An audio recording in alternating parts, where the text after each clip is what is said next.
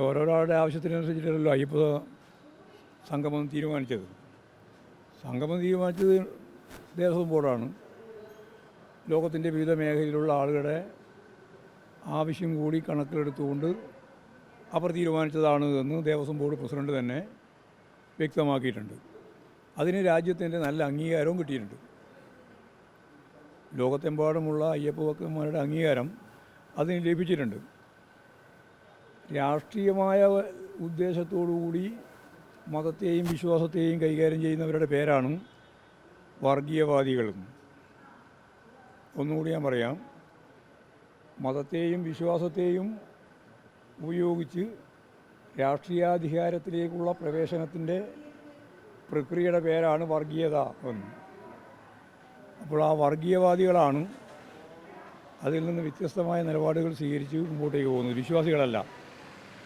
വർഗീയവാദികൾക്ക് വിശ്വാസമൊന്നുമില്ല. വിശ്വാസം ഒരു ഉപകരണമായിട്ട് ഉപയോഗിക്കുന്നവരാണ് വർഗീയവാദികൾ.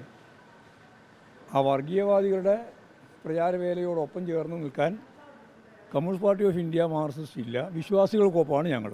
ഇടതുപക്ഷ സർക്കാർ അയ്യപ്പ വിശ്വാസത്തെ അംഗീകരിക്കുന്നുണ്ടോ എന്നുള്ളതാണ് അടുത്തൊരു ചോദ്യം. അതാണ് ഞാൻ പറഞ്ഞത്, വിശ്വാസികൾക്കൊപ്പമാണ് CPIM. പിന്നെ ഇടതുപക്ഷ ജനാധിപത്യ മുന്നണി ഗവൺമെൻറ്റിനെ പറ്റി പ്രത്യേകിച്ച് പറയണ്ടല്ലോ. അങ്ങനെയാണെങ്കിൽ ഈ സത്യവാങ്മൂലം പിൻവലിക്കണം എന്നുള്ളൊരു ആവശ്യത്തോടെ എങ്ങനെയാണ്? അല്ല, ആ ഡിമാൻഡിൻ്റെ മേലെ വെച്ചിട്ടുണ്ടല്ലോ ഇവിടെ ചർച്ച ചെയ്തുകൊണ്ടിരിക്കുന്നത്. അത് അവർ ചർച്ച ചെയ്യേണ്ട കാര്യമാണ്, എനിക്കതിൽ ചർച്ച ചെയ്യേണ്ട കാര്യം. ഞങ്ങൾ ആരോടൊപ്പം നിൽക്കുന്നു എന്നാണ് ഞാൻ പറഞ്ഞത്. CPIM ആരോടൊപ്പം നിൽക്കുന്നു എന്നാണ് പറഞ്ഞത്. ആ പറഞ്ഞത് മനസ്സിലായില്ലേ? ആരോടൊപ്പം? അല്ല, ഒരു കാലത്ത് വലിയ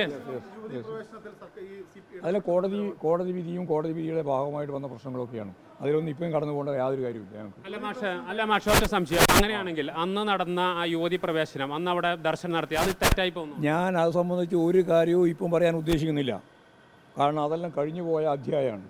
പിന്നെ അതിൻ്റെ മേലെ ചുറ്റിപ്പറ്റി തുടങ്ങുന്നതിൻ്റെ കാരണം ഞാൻ നേരത്തെ പറഞ്ഞ തന്നെയാണ്. അതിന് വേറെ ആളെ നോക്കുന്നതല്ലേ.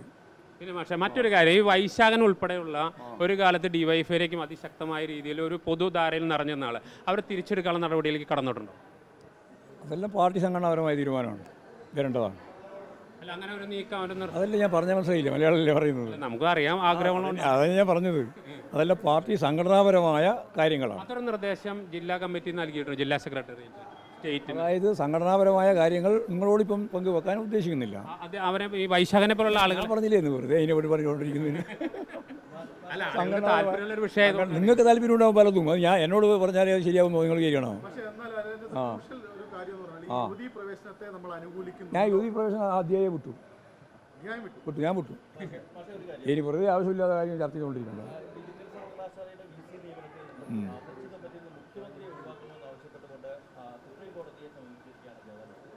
ഗവർണർക്ക് അതിനുള്ള അവകാശമുണ്ടല്ലോ, സമീപിക്കട്ടെ. അപ്പോൾ സുപ്രീം കോടതി തീരുമാനിക്കുമല്ലോ.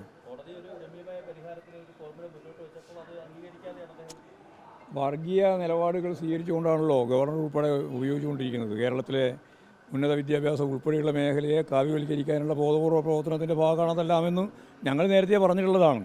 ആ പറഞ്ഞ കാര്യത്തിൻ്റെ ഭാഗമായിട്ട് കോടതിയിലേക്ക് പോയി. കോടതി കൃത്യമായൊരു നിലപാട്, ഞങ്ങൾ ആഗ്രഹിച്ച പോലെ അല്ലെങ്കിലും ഒരു നിലപാട് സ്വീകരിച്ചു. ആ നിലപാട് ഇവർക്ക് അംഗീകരിക്കാൻ സാധിക്കാതെ ഒന്നായിട്ട് വന്നു. അപ്പോഴാണ് അതിൻ്റെ അപ്പീലും കാര്യങ്ങളായിട്ട് പോകുന്നത്. അത് സ്വാഭാവികമായിട്ടുള്ള കാര്യമാണ്. കോടതി തന്നെ തീരുമാനിക്കട്ടെ എന്ന് വെക്കാറുണ്ട്. അതിലൊന്നും ഞങ്ങൾക്ക് വലിയ രാഷ്ട്രീയമായ പ്രശ്നങ്ങളൊന്നുമില്ല. അടുത്ത നിയമസഭാ ഇലക്ഷനിൽ ഭൂരിപക്ഷ പ്രകടനമാണ് അയ്യപ്പ സംഗമത്തിലൂടെ ലക്ഷ്യമിടുന്നതാണ് മറ്റൊരു ആരോപണം. അത് ഈ വർഗീയവാദികൾ അങ്ങോട്ടും ഇങ്ങോട്ടും പറയുന്നതാണ്.